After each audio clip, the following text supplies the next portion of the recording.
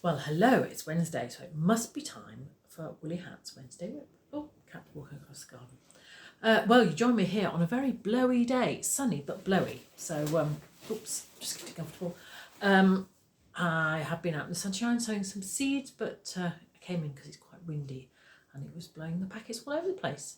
Anyway, so what have I been up to? Well, on Sunday, I had a very exciting time because I went to, excuse me, I'm just getting my stuff ready here. I went all the way to Norwich. We were staying with friends over that way, so it wasn't quite as far from there, but it was still quite a way because the roads aren't very fast in Norfolk or Suffolk.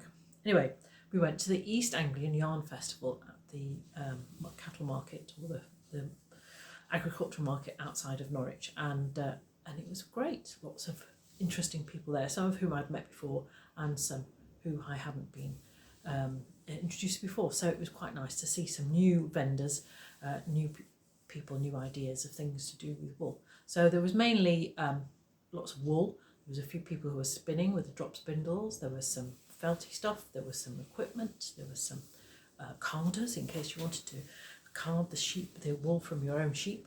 And of course there were some tea and coffee facilities as well, which we made ample use of. But there we go. So that was a great thing to do. So you might say, well, did I buy anything? Well, of course I did. I bought these two things. So this is blue face Leicester and nylon sock yarn from a lady called the Yarn Badger, and also this one from her as well, which is merino and nylon. Now these are for Mr. W. Now the long saga about socks for Mr. W, you might remember, is that I knitted him a sock and then I knitted him another one to go with it, and I couldn't find the first one. So I've decided that I'm going to keep very strong hold of this so that I can keep hold of the sock and not lose it. So these are self-striping sock yarns and they look beautiful. And this one's merino, so it's nice and soft. And this one just, yeah, you've got to have those. This colour is called Mango Tango, and this one is called Plum Rainbow. So I shall look forward to doing that.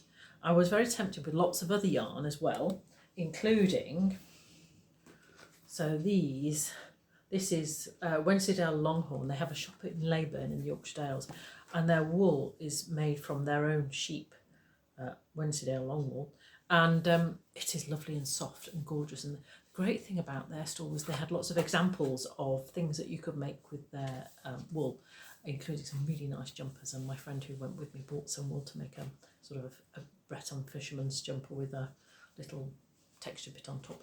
So yeah, really nice stuff there. So perhaps when I'm out in the Yorkshire Dales I might pop into their shop. I didn't feel that I could justify buying lots of wool for a new project because I have quite a few that I need to finish.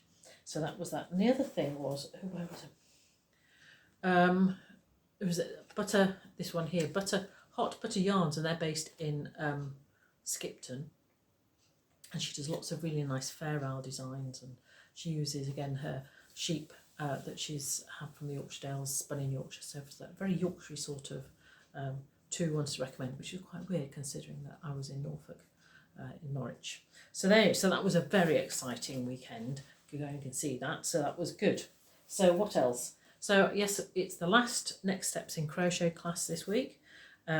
So I have been preparing for the class, and this week we're going to be doing amigurumi, which is not my favourite, but you can have some fun with it. So what we're going to do is some little Easter chicks and an Easter bunny, little tail at the end. So when I was making this, I got very excited, and it said make the ears 3 centimetres long. I ended up having them 6 centimetres, so I decided that was a bit long, so I had to undo it. But yes, little bunny and a little Easter egg. So we shall be having a go at that, doing lots of practice. So the thing is with amigurumi is that you go around in spirals, so you don't finish your row and do a turning or the next chain to get on the next row.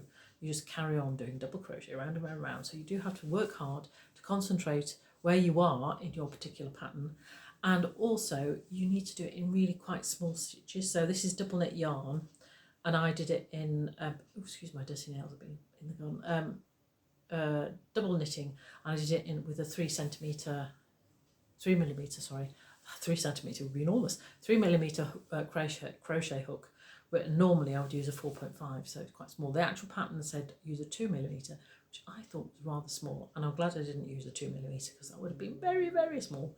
The reason you use a smaller hook when you're doing amiguri is that you stuff your little project here, and when you have to stuff it quite hard to get the shape, and when you're stuffing it hard, you're stretching out the crochet. So if it's too loose, then poor little thing.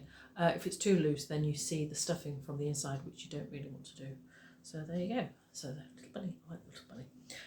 So that's what we're doing there. The other thing is that when you're stuffing your amiguri, you need more than you think, because you don't want a soggy bunny or a soggy chili stick. So you need to stuff really, really hard, and to make sure that it's nice and firm, and doesn't collapse. So there you go. So that's amiguri for you. So we'll be doing that on Thursday, and that will be the last in this series of classes. And I should be looking to see what happens next, particularly in the autumn. But I might manage 1 or 2 workshops in the summer, so have a look out for that. And if you're not on my newsletter, let me know and I'll send you an email. Won't that be nice? So there we go. Lots of nice yarn and lots of Easter amiguri. That's all from me today. I shall see you next week. Bye for now.